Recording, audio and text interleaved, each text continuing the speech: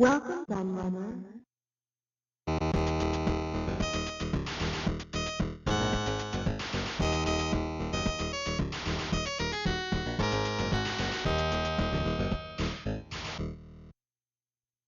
Everybody, Kieran aka The Laird here, and I'm back with my second C&VG retrospective. I've got loads of different issues of C&VG to go through from different periods throughout the 90s, and I'm trying to do them in chronological order, as I said in my previous video, which I'll link for those who might not have watched it. You don't have to watch them in order, of course, but we're going to have a look at three more issues of C&VG in this video, and we'll try to get straight on with it, really. So at this point, I want to mention actually C&VG kind of got wider, just to compare it to, this one hasn't got a cover, but just compare it to the previous thing. It's bigger, it's taller and wider. As you see, they changed the size of the magazine. They would change it a few times for its life, but this is when they made it quite a bit wider as well, as you can see. This issue hasn't got a cover, as I said, but I did some searching and found that it's issue 128 from August 1992, and I wrote that on there to remind me. So let's open it. I'm hoping it will stand up all right without a cover, because it's obviously not got anything there. It starts off with our news. So we've got some news about Indie Heat, Captain America, Sonic on the Game Gear, Terminator 2, King of Monsters, Console Concepts, a very popular mail order shop back in the day. CES specials, so talk about all the games that were shown at CES. And for Dr. Franken. Lots of adverts in this one already, and this keeps slipping down, which is really annoying. So SNES Final Fight review.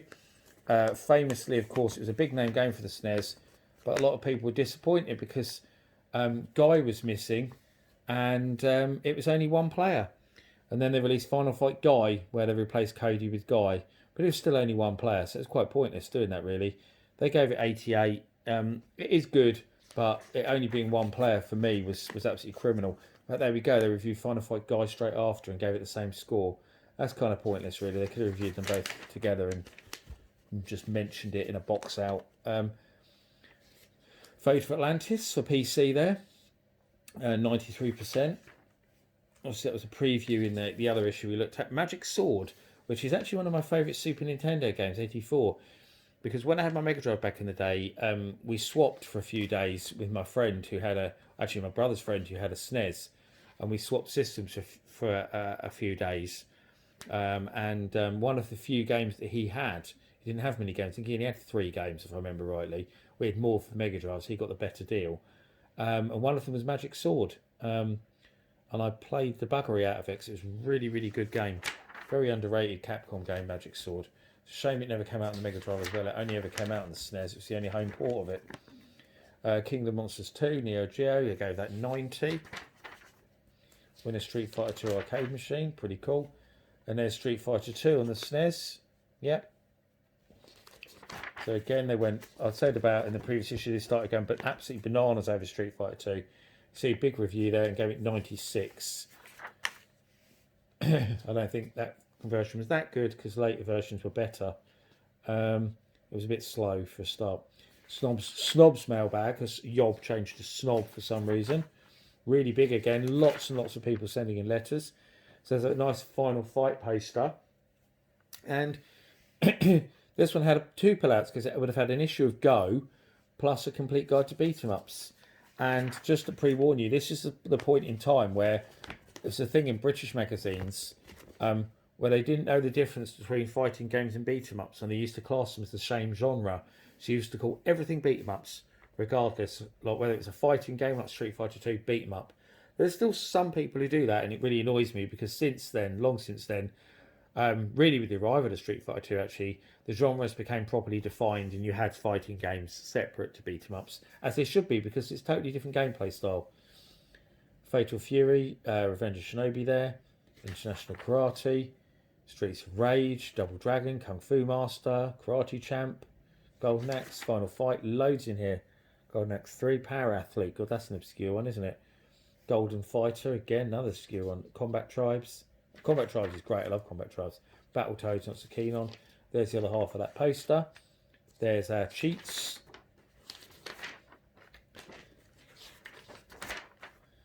Krusty Super Fun House, good game, 87.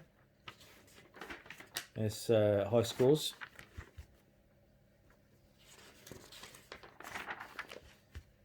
Castellian, better known as Nebulous to 8-bit computer owners, 51. Didn't like it very much. I never thought it was a very good game, to be honest.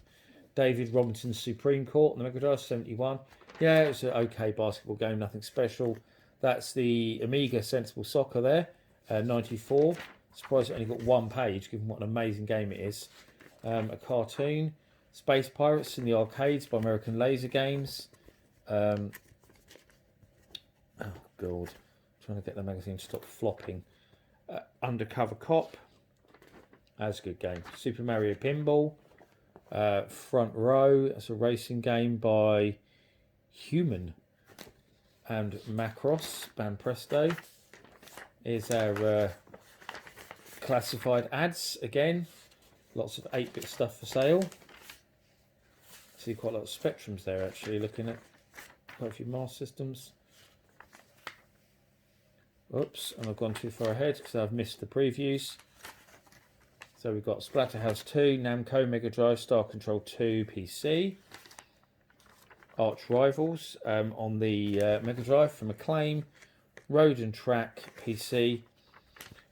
Android Junos, SNK Neo Geo.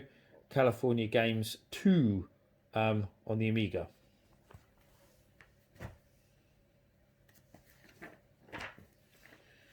So this one has got a cover, which is good. So don't have to worry about that again.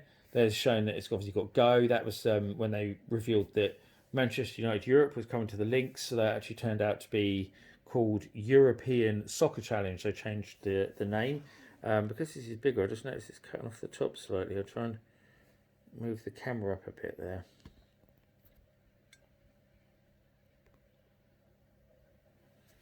I just noticed it was cutting the top of the magazine off slightly, so I've moved the camera up. There we go, that should fix it. Computer and Video Games, yeah. Issue 126, May 1992. So now they've gone to this format of just putting a few systems down the side. There's Amiga, PCST, lumped them together, Nintendo, Sega, PC Engine, Neo Geo. So just, again, they've been more generic in what they're covering.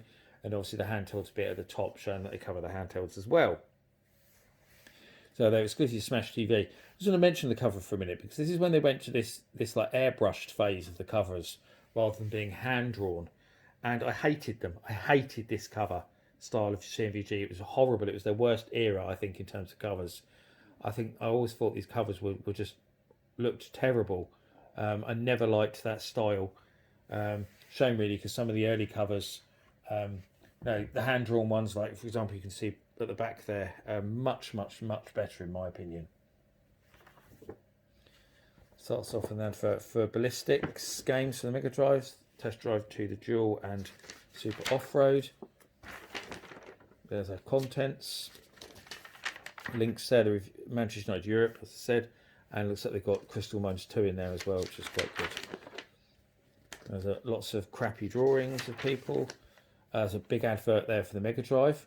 100 reasons to buy something and only 6 for something super. The choice is yours. So you're taking the mick out the fact that the SNES only had a really small library of games at launch, whereas the Mega Drive had absolutely tons of games by that point. It was well ahead. Had a massive library already by that point. Plus, you could obviously play all Master System games. It's even bigger if you counted them as well. Talking about the Super Scope there and the launch of the SNES. There's that PC advert we looked at before. The Wonder Mega, great. A Mega CD and Mega Drive in one. Who wouldn't want that back then? Winner Super Nintendo. Konami advert. Palcom, the PAL Nintendo Konami advert. Hotlines. So there's our Smash TV. So it's a review for the Super Nintendo. I remember the Super Nintendo being brilliant actually. Yeah, they gave it 92. I'd agree with that. Really good. Really good version of the game. And they talked about Total Carnage, their preview. So that's quite cool putting that on the end because it was kind of the sequel. Not officially, but it kind of was really, wasn't it? Special Reserve, a lot of people remember them. Different to other mail orders because you actually had to pay a membership fee to join them. And then you got your games cheaper by paying that membership fee. And they obviously every system links and stuff. I never joined them. A lot of people did. They're actually not far from me because I think they're Sawbridgeworth in Hertfordshire. Yes, and I lived in Hertfordshire, so they weren't that far from me. Actually, Two Crew Dudes. That's the Mega Drive. That's 89. It was all right. One of my friends bought that. I remember borrowing it and completing it. The New Zealand story, NES. So here's a SNES advert, basically trying to big up all the things it can do that the Mega Drive can't. So scaling, then a bit misleading with some of that information, but yeah. There's the launch games. So big advert there, big advert. Joe Montana 2, Sports Talk Football. They gave it 80. I probably gave it 100. I liked them more than the Madden games. I liked especially the Sports Talk element of them. Contra Spirit, SNES 91. Yob's Mailbags, back to Yob from Snob, which was stupid. Race Driving, Amiga 75. Salamander, that's the PC Engine version, 92. The Poster Street Fighter, is it Poster Street Fighter 2? No, it's not, is it? It's Smash TV. Yeah, it is. Sonic the Hedgehog Special. So coming to Game Gear and Master System. And there we go. This one's got the Go intact in the middle of it. Excuse me. I said about having another Go to look at in my last video, and this one I can't believe never been pulled out, still there intact. And I was talking about the double staple things. You can actually see it here. It's kind of double stapled into the magazine. So Go has its own staples, plus it's included in the staples of the actual C&VG magazine. So it's a right bugger to get out. You can just pull it out, easily. But yeah, it's talking about Manchester. They quite often have Lynx games on the cover, which is very cool. I remember a very good Dracula cover, Batman Returns cover. So Ninja Gaiden coming to Game Boy. World Class Leaderboard, Game Gear 91. It's very good. Adventure Island on the Game Boy. Didn't like that much. 50. There's our letters page. Some drawings and stuff. Turrican on the Game Boy. 88. Very good. Days of Thunder on the Game Boy. They go 80. Liked it a lot more than the NES version then. And there's a poster for Days of Thunder, which is quite cool. Adam's Family on the Game Boy, 52. They didn't like that much. I think it's quite good. Asteroids on the Game Boy, 82. That is good. Crystal Mines 2 on the Lynx review. They gave it 83. Yeah, that's a pretty fair score actually. Amazing Tater, Game Boy, 86. Pop Hills, Game Gear, 87. Top 10 Game Boy games. Can't say I agree with that very much. Nope, I don't think any of those will make my top. Tetris might. Tennis might. Tennis is great, but yeah, a lot of the others, nope. There's your ads, and then the Manchester United Europe, which is a bit stupid really, because that was their preview, just the one page. That was their cover, and it's screenshots from I think that's the Amiga version there of the game. So yeah, it wasn't the greatest preview really, because it didn't actually show anything of it. I remember being really annoyed that it didn't show any linked screenshots. We were none the wiser really, apart they could have just said it was coming and that's it. Pengo, Grady's Interstellar Assault. Again, no screenshot. Blues Brothers, a very tiny screenshot, but stupid.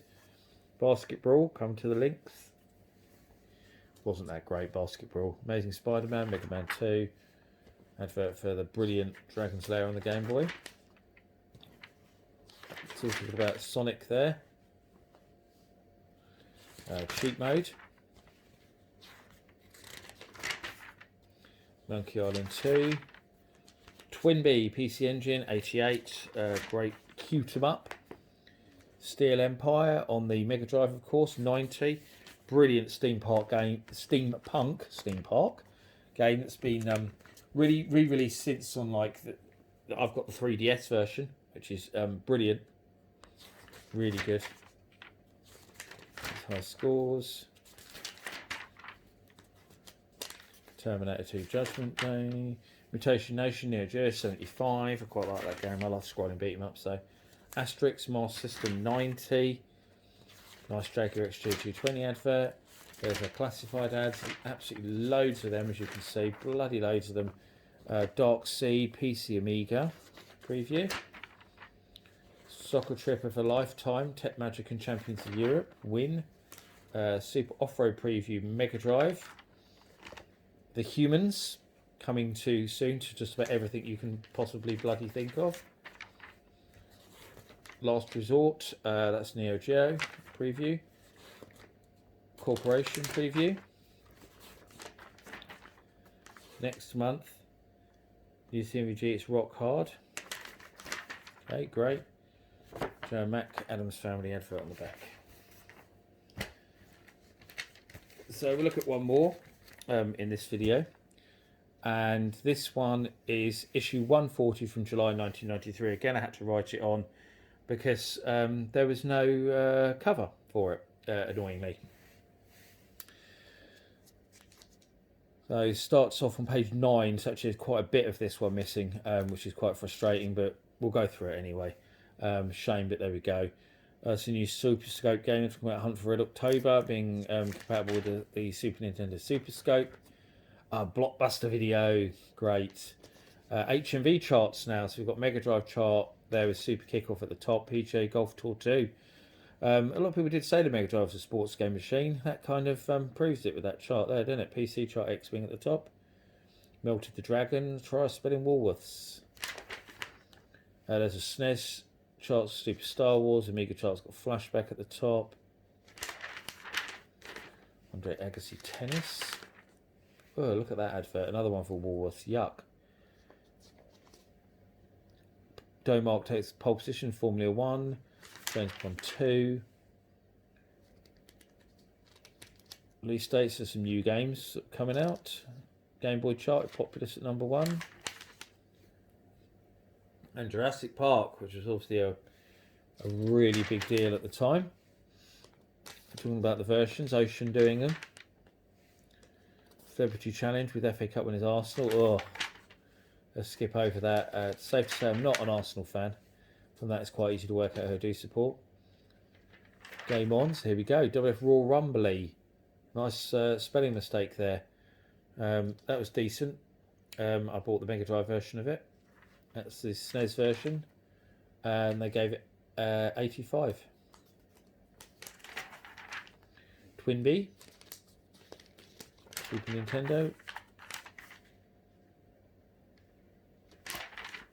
93. Wonder Dog, that's the Mega CD, it is 82, that was a good game actually. Batman Returns, Mega CD 91, yeah, Mega CD version was brilliant. The normal Mega Drive version was a bit cack, but the Mega CD version was brilliant because of the driving game stages. Final Fight 2, SNES 83.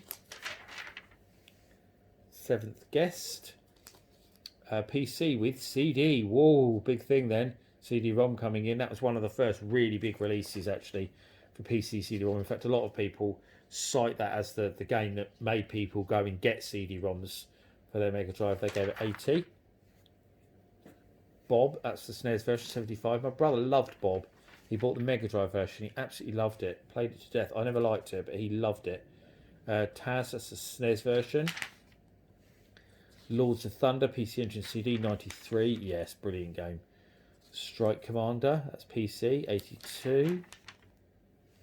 Wayne's World, Super Nintendo, that's a THQ game, we know it's crap, 63. Doomsday Warriors SNES, 72. Nice cool spot advert there. We've got a Street Fighter 2 poster. Oh, a great Telegames advert there showing European Soccer Challenge, which we were talking about a moment ago. Chess and Kicks. And we've got another intact copy of Go, which is great. So another one to look at. There's a double-sided poster, that one. So you've got Jurassic Park and Street Fighter 2. So let's go through the Go. Tailspin for the Game Gear on the cover there. We've got inside Links Stinks Not. So it's talking about Jimmy Connors there. And some other stuff. Eye of the Beholder, which never came out. Which is rubbish. It never came out. Tom and Jerry on the Game Gear, 68. It's an okay game, that actually. I played the Master System version. Populous on the Game Boy, 60. Imagine that can't have worked too well, actually. I've not played the Game Boy version, but Asterix, Game Boy, 81. There's a letters page. Tailspin, one side poster, and PC Kid 3 on the other side of the poster. Raging Fighter, Game Boy, 65. Yeah, quite mediocre attempt to put a fighting game on the Game Boy. Lemmings on the Links by Psygnosis. 92. Yeah, it's a brilliant port. It really is. Weird though that they said the sound wasn't very good. You notice they gave it 6, which I just don't understand because the sound is brilliant on it. I don't get that at all. I don't get that. PC Kid 3, 92. Tailspin, Game Gear. So that got the cover, not Lemmings on the Links, and it got 62. Strange. Gordo 106 on the Links again. 86. It's alright, Gordo 106, but it's got the annoying traps. God, it's a bit like ET. You just fall down all the time. Bloody annoying. Some previews. Kid Dracula, Superman, Rodland, Power Pause, Tip Off. Mostly Game Boy stuff there. Next month. No Links previews there at all. And then talk about Mean Machines, which of course they span off consoles into their own magazine to concentrate on them a bit more. And then Mean Machines got split into 2 magazines itself and became Mean Machines Sega and Nintendo Magazine System was the other half of it. So review. Well, no, the pages are bent over there. American Gladiators. Super Nintendo, 17%. I know some people who worked on that game. Imagitech Design, not very good. Super Kickoff, which I thought was crap. Super James Bond 2, which is actually just Robocod. Why they called it Super James Bond? They actually put Super on the end of everything, on the start of everything on the SNES, didn't they? 83. I was never a massive fan. Operation Logic Bomb, which is great because, funny enough, that's on the Jaleco arcade. Is it not arcade collection? Jaleco collection on the Evercade, and yeah, it's really good. That's how I've got to play it. 85, very underrated game actually. Bit of a hidden gem. Summer Challenge. That's on the Mega Drive. 69. Yeah, it's pretty mediocre. Arabian Nights. Amiga. Never played it. Got 87. Captain Planet and the Planeteers, Mega Drive, 27. They hated that. I can't think I've ever played it actually. Outlander, SNES, 66. That's all right. Amazing Tennis, Mega Drive, 83. That's all right. Actually, a decent tennis game. World Class Rugby, SNES, 59. What an exciting screenshot. No gameplay screenshot. They've just got 2 screenshots of selection screens. What on earth is that about? How stupid is that? Firehawk on the SNES by Codemasters. That's an alright game actually. Gave it 41 though. Championship Manager 93, 85. Ancient Art of War in the Skies 44. Power Moves 49. That's SNES. A big load of stuff on Starwing. Oh God, why are all these pages bent over like this? Cheap modes. Look, a Mega CD mag.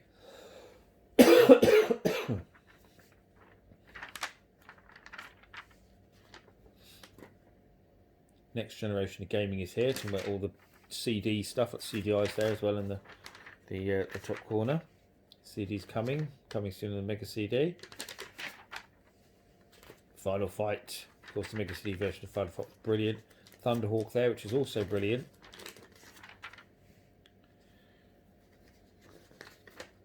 God, my page is folded over. More Mega CD stuff.